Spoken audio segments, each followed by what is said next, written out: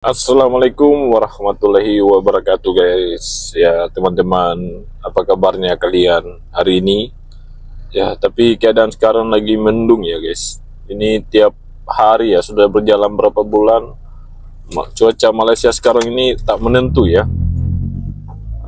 Sudah berjalan berapa bulan guys, dari bulan 8 sekarang udah masuk bulan 12, udah 4 bulan itu hujan terus ya. Kalau bukan pagi, malam, ataupun petang, mesti hujan.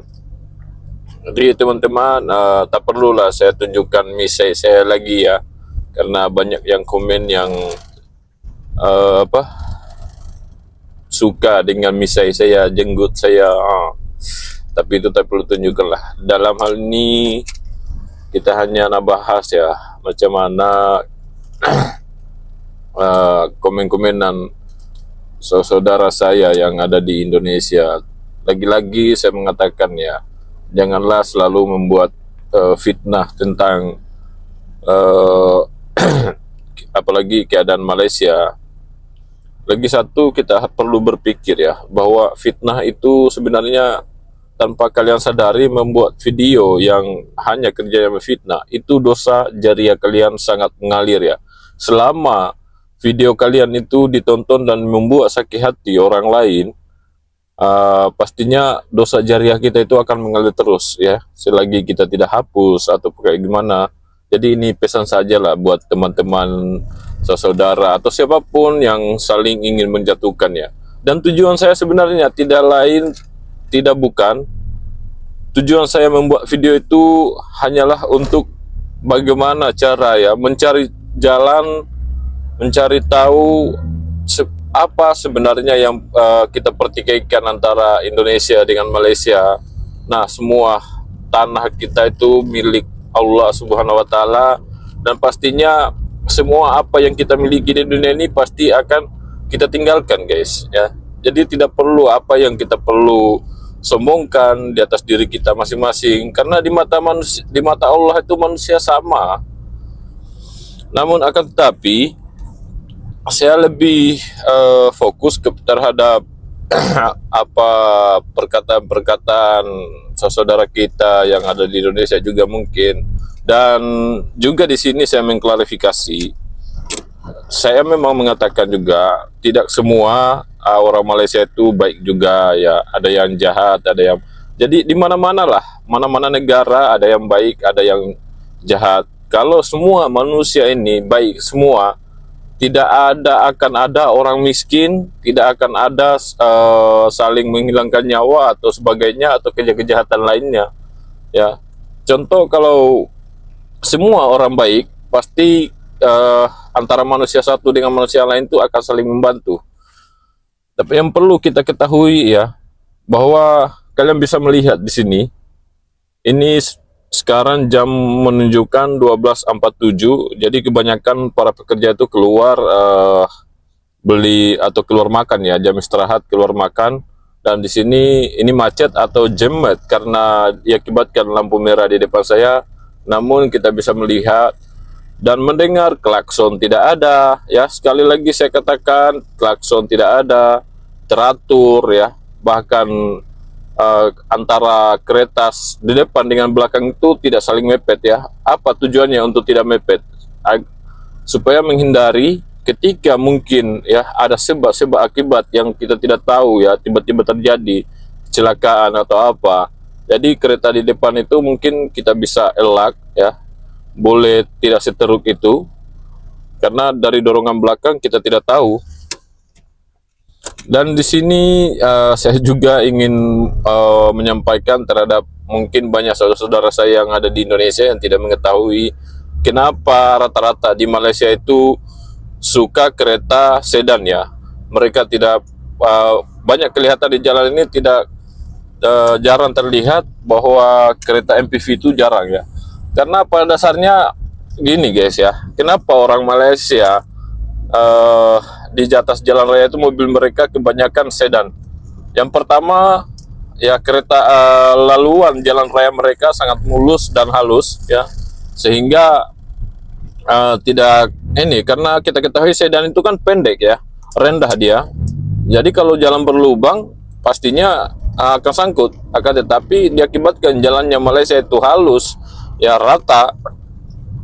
Jadi kebanyakan mobil sedan yang dipakai di sini. Dan kemudian alasan yang kedua itu adalah orang-orang Malaysia itu hampir rata-rata ya, di setiap keluarga itu mereka mempunyai kereta masing-masing. Jadi tidak perlu harus tumpang ke kereta ayah, tumpang kereta ibu ya, karena mereka masing-masing punya kereta. Pada dasarnya ketika mereka punya pekerjaan ya, sudah punya gaji, mereka juga, anak-anak mereka itu tidak tergantung kepada orang tua ya, orang tua mereka. Kemudian mereka juga membeli kereta sendiri untuk keperluan pribadi mereka sendiri, walaupun itu mungkin bisa dikatakan itu adalah cicilan ya. Cicilan pun janji kita boleh bayar guys ya. Ada pekerjaan, ada apa semua itu boleh dibayar ya. Jadi kayak gitu ya guys. Di sini kenapa saya katakan. Dan kemudian soal kita sebagai warga asing di sini, saya ingat seperti tuduh-tuduhan selama ini bahwa orang Malaysia suka komplain. Yang terutama yang saya pelik, yang saya dengar ketika katanya orang duduk bersama orang-orang Melayu atau apa sebagainya di kawasan tersebut atau perumahan tersebut, itu akan sering terjadi komplain ya. Jadi maksud saya komplain itu yang dimaksud dengan komplain itu menurut mereka sering-sering dibuatkan komplain dengan tiba-tiba datang balai kereta peronda, polis punya, datang penangkapan. Walaupun kita juga kayak gimana ya, walaupun mungkin punya dokumen, namun ketika kalian melakukan sebuah kesalahan yang mungkin sudah tidak bisa ditolerin oleh orang-orang jiran kita, pastinya itu akan membuat sakit hati lah, membuat orang lain akan tidak tentram dengan keadaan di sekelilingnya guys. Kebetulan kita lagi berhenti ya, saya menghimbau, saya sangat-sangat berharap ya, antara Indonesia dengan Malaysia itu hubungannya akan baik-baik saja. Adapun mungkin ada segelintir orang yang ingin memecah belahkan hubungan bilateral ataupun hubungan diplomatik antara Indonesia dengan Malaysia, itu bagi saya tidaklah penting ya, karena mereka itu hanya berani berkoar-koar di media sosial. Namun bisa kita melihat antara hubungan pemerintah kita Indonesia dengan Malaysia itu sangat baik ya. Bagaimana cara pemimpin kita Indonesia ya, sebagai mungkin Bapak Prabowo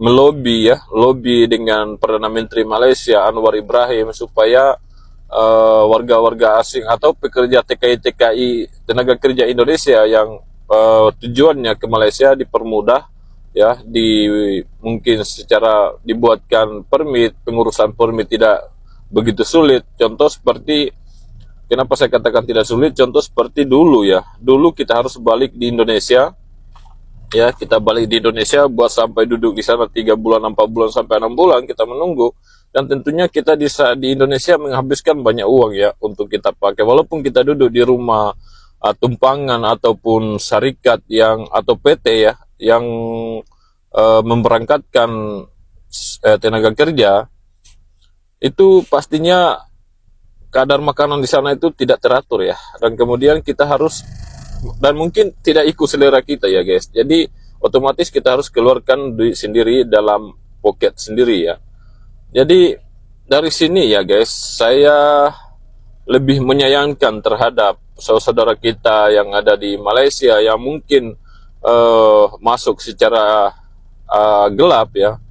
Kenapa waktu tahun lalu diberikan kesempatan, 1 tahun loh kita diberikan kesempatan untuk mencari uang pembuatan permit ya, pembuatan permit ini 1 tahun loh dikasih kebebasan, tidak dikacau, tidak dioperasi, supaya apa? Itu itu sebenarnya lobbynya pemerintah kita juga terhadap pemerintah negara Malaysia supaya memberikan kesempatan terhadap TKI-TKI yang mungkin masih kosong di uh, Malaysia agar bisa mendapatkan uang untuk pembuatan permit. Ya, dikasih 1 tahun loh, dikasih 1 tahun untuk pembuatan permit.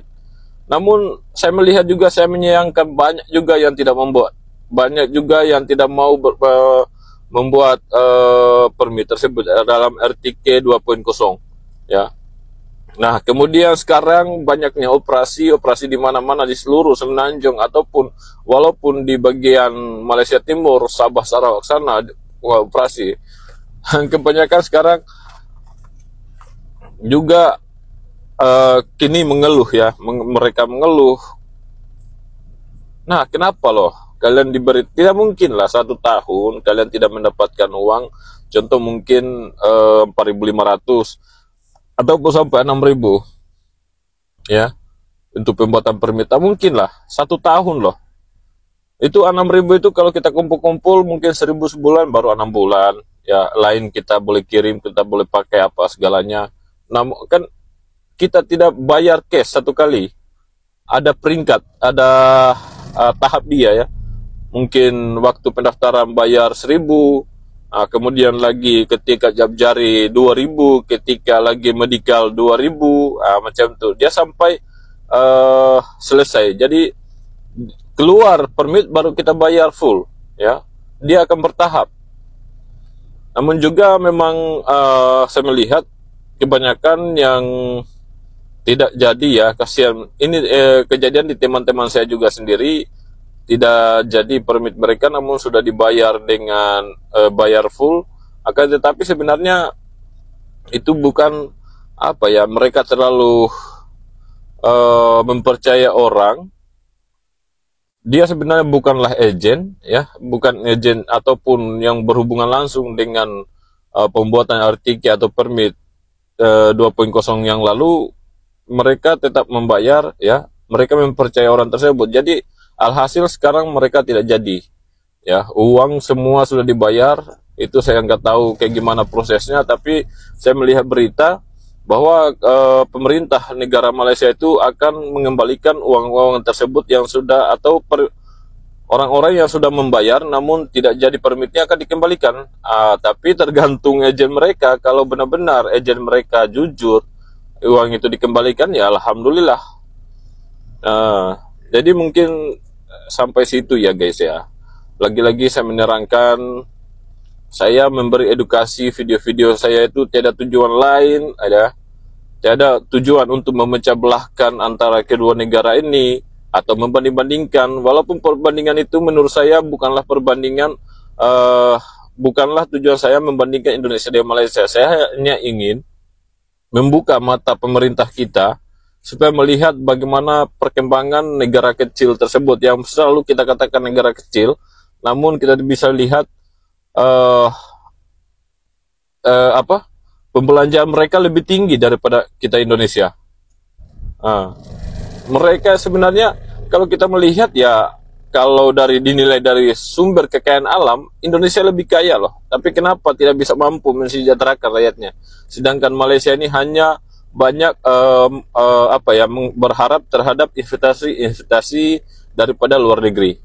Akan tetapi kesejahteraan rakyat mereka betul-betul diperhatikan. Kemudian lapangan pekerjaan mereka sediakan, kemudahan-kemudahan untuk rakyatnya disediakan.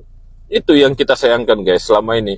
Bukan saya koar-koar ataupun ada juga yang mengatakan kalau saya mau dukung Malaysia, silakan abang tinggal di Malaysia. Jadi kayak gini guys, jawaban itu sebenarnya sudah lama saya mau jawab ya, cuman tidak ingin menyakiti hati orang lain. Akan tetapi karena terlalu banyak komen-komen yang seperti berikut ya, seperti yang mengatakan bahwa lebih baik saya tinggal di Malaysia karena saya mendukung Malaysia. Aduh, kalau saya lebih memilih, jujur, kalau lebih memilih, kalau benar-benar kerajaan Malaysia memberikan saya dokumen terus, insya Allah masih bisa pembuatan permit ya, insya Allah. Walaupun mungkin ya, saya lebih memilih juga bekerja di Malaysia ya. Saya selalu, kalau dikatakan sekarang banyak pekerjaan di Indonesia, tapi gimana ya, mungkin sudah terlalu nyaman lah di sini. Selagi pemerintah kerajaan Malaysia itu masih membuka lowongan permit ya. Kalau saya kosong memang takut. Saya kosong memang sumpah saya tidak akan berani lah duduk di Malaysia. Karena saya orangnya penakut ya. Orangnya suka jalan. Jadi kalau itu saya katakan sekali lagi, kalau selagi pemerintah negara Malaysia masih membuka lowongan pekerjaan atau permit terhadap warga-warga asing, warga asing terutama saya Indonesia sendiri, selama itu pula saya akan berusaha untuk memiliki dokumen supaya tinggal dan bekerja lebih nyaman di Malaysia, guys. Jadi itu jawaban saya, guys ya. Mungkin sampai di sini dulu, guys. Video dari saya, lebih dan kurangnya mohon dimaafkan karena manusia juga tempatnya salah ya. Tiada manusia yang sempurna kecuali mungkin baginda Rasulullah Shallallahu Alaihi Wasallam yang benar-benar sempurna di mata Allah, yang telah disempurnakan oleh Allah Subhanahu Wa Taala. Selain daripada itu, kita umatnya adalah tidak akan pernah luput daripada kesalahan. Namun alangkah baiknya kita menyadari kesalahan tersebut dan kita memperbaiki. Dan ketika mungkin ada kata-kata saya yang bisa dipetik atau bisa membuat